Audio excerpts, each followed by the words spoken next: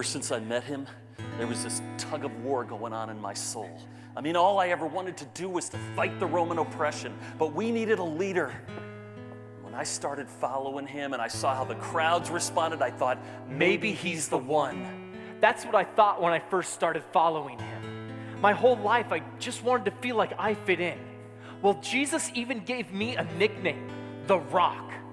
Being with him made me feel so alive.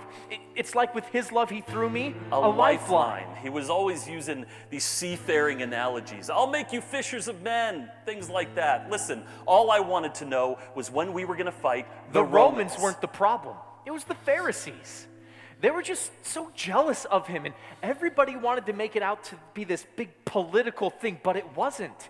John and I understood that it was about the people. He simply loved people kept telling me that if he wasn't going to start the revolution, then I should. So that's when I went to the chief priests. Couldn't accept that he was the Messiah. But I was there. I saw the healings, the miracles, the transfiguration. These are real, not stories.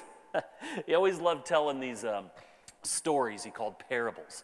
But whenever he would mention a wicked servant or a prodigal son or a cursed fig tree, I always felt like he was talking about me.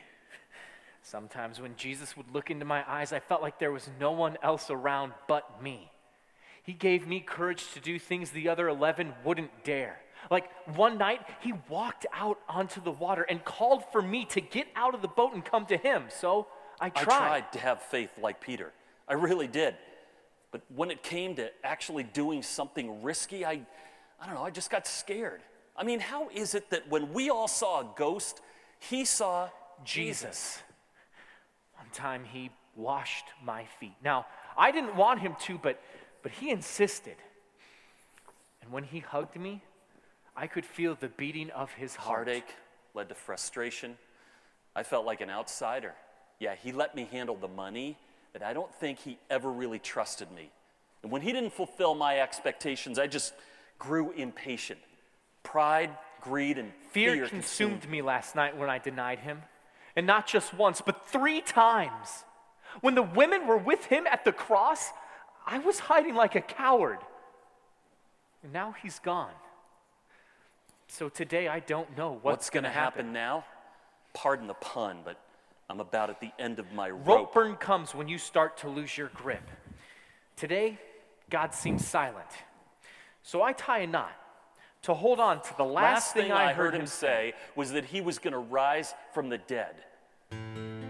Well, I don't think I can live with the fact that I caused his execution. 30 pieces of silver and a kiss. So for every promise, I tie a knot. For all my regret, I tied a noose.